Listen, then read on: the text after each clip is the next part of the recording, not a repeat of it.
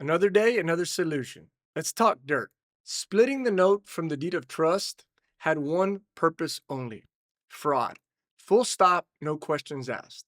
It allowed banks to collapse on paper and yet still take homes. It let them lose and win anyway. It rewrote foreclosure law without ever admitting that's what was happening. And courts allowed it to happen. Now, before anyone misunderstands me, let me explain exactly what I mean and why I believe it. It is my firm opinion that during the mortgage crisis, when major banks failed overnight, they were not prepared for true bankruptcy and liquidation. They needed a way to say they were out of business to access bailout money while still keeping the liens on the properties they claimed to own. In other words, they needed to lose on paper but win in reality. And here's why I believe that. Our firm didn't just handle mortgage litigation during that time.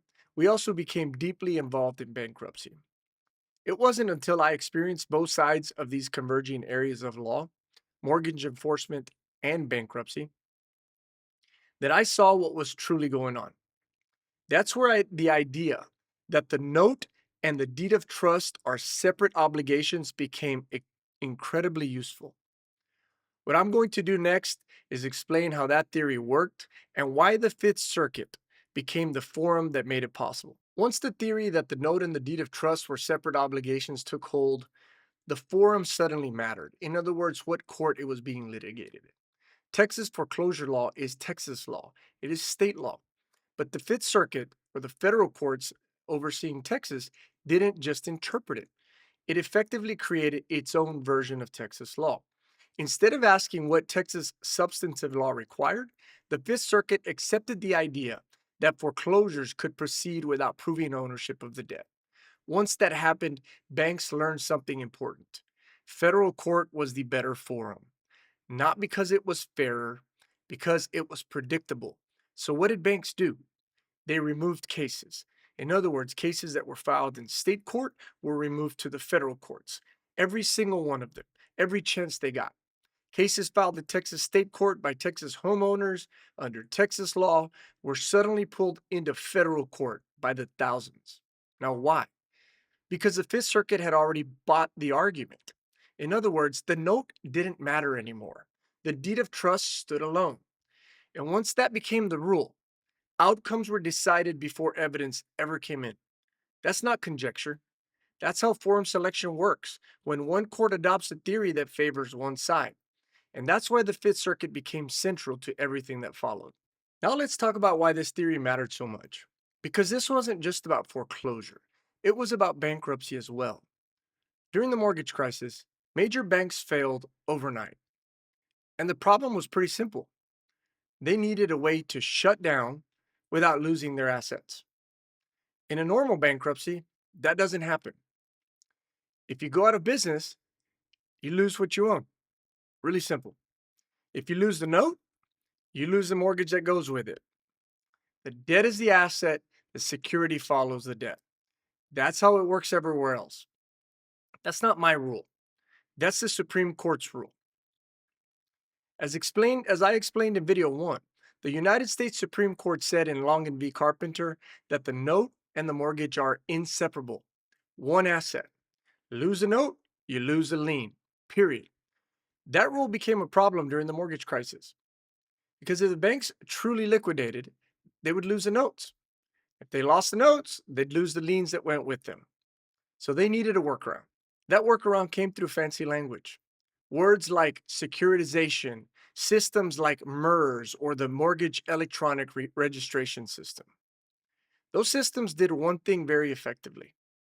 They created the illusion that the promissory note and the deed of trust were separate obligations, two paths, two ways to win. Now, once courts accepted that idea, the promissory note stopped mattering. Ownership of the debt was no longer required. Foreclosure became about power, not proof. And that's where the system broke. Because everywhere else, if you want to take property, you have to prove you own the debt. Just like with the financed washing machine we talked about in video 1, you don't get to repossess it without showing you're the creditor. But here, with the single biggest asset that an American can own, that step was skipped. Courts allowed foreclosure without requiring proof of who owned the note. The most important question: who owns the debt? That was treated as irrelevant. That directly contradicts what the Supreme Court said in Longan v. Carpenter. And when courts allow property to be taken without proof of ownership of the debt, due process disappears from the analysis. That's not a small deviation. That's a fundamental one. So let me bring this home. This isn't about theory. It's not about clever arguments, and it's not about free houses. If you want to take someone's property, you should have to prove you own the debt. That rule existed long before the mortgage crisis. The Supreme Court said it clearly in Longan v. Carpenter, as discussed. During the crisis, that protection was stripped away, not by voters, not by legislation, but by courts accepting a shortcut where proof stopped mattering. And let me say this clearly.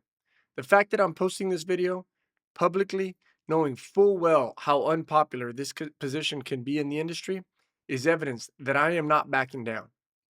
This was never about free homes. It's about talking truth to power. It's about restoring transparency. And it's about returning to a system that demanded truth, proof, and accountability before taking someone's home. And in a democracy, no court holding is ever permanent. Bad law survives only as long as people stop challenging it. If enough people keep fighting this battle, this wrong will be overwritten. Maybe not tomorrow, maybe not easily, but it will happen. And at the very least, this video stands as a record of where I stood, what I believed, and which side of the fight I chose. Let me be unmistakable.